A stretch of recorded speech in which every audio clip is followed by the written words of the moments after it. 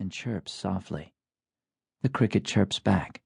Its carapace is lovely, the color of chrysanthemum tea whose steam is blue.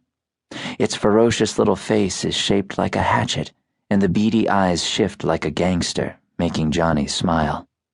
The cricket has given him hours of pleasure, and soon he will let it go. He is less kind to lice, snapping them between his teeth with a popping sound, swallowing them for nourishment. He lies back thinking how in his homeland great famines had spared him. Monsoons had clambered over him, bringing floods that washed whole villages away. Why was I spared to end like this? He wonders. No one to mourn my death, no one to wail, no one to offer meats and fruits or burn paper money at Qingming time so I not starve in the afterlife. He rolls over, striking the earth softly with his forehead, his long queue bouncing down his back. Be brave. Remember was born in year of the boar. He thinks back on all that has befallen him, and always pleased to be amazed, feels almost grateful for this war, for having cured him of his childhood. It's no worse than drought, which then brought clouds of locusts burying the land.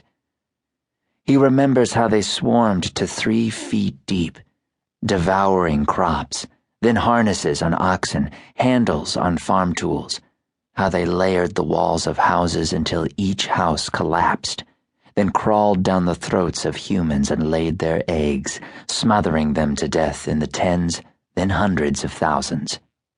He remembers how the aftermath of locusts brought famine, which then brought madness, people eating their elders, their dead children, while emperors smoked opium in jade-lined rooms. It had been rumored by the emperor's enemies that when his eunuchs told him of the famine, millions dead, he dreamily replied, Janye, Janye. So it is. His eunuchs had smiled indulgently and resumed decoding the secret life of chopsticks. And war is no worse than bandits, armies of them growing in famine's wake. From one catastrophe to the next, one generation to the next, his people had grown to hold their lives as worthless. That part of China deep in the province of Shenxi became so destitute and ravaged it robbed their lives of all meaning. Johnny's village, a collection of weed and mud huts in the backwater swamps of the Great Yellow River, no longer attracted rain, and so their fields did not come to fruition.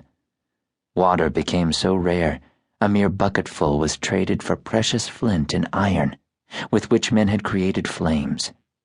Without water or fire, their village began to die.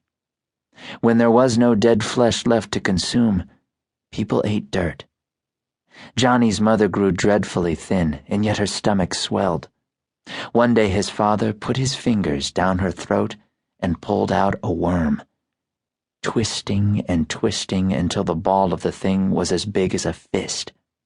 Fascinated, Johnny and younger brother Ah Fat watched as their mother deflated, and the ball of worm grew big as a melon, until finally their father pulled out the head, wide as his thumb with eyes and a mouth.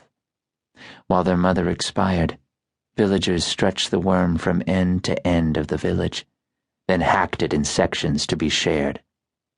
Their father looked down at the swelling stomachs of his sons and whispered, Run, so you not become worm dumplings. The brothers had fled. After months of foraging and thieving their way through squalid villages, they came upon a park-like town called Paulin, precious lotus, outside the great city of Chang'an, where scholars and merchants had built summer homes. In Paulin, the 2 boys had squatted in the shadows, watching people languidly repose, eat sugared lotus seeds, and bathe in scented waters.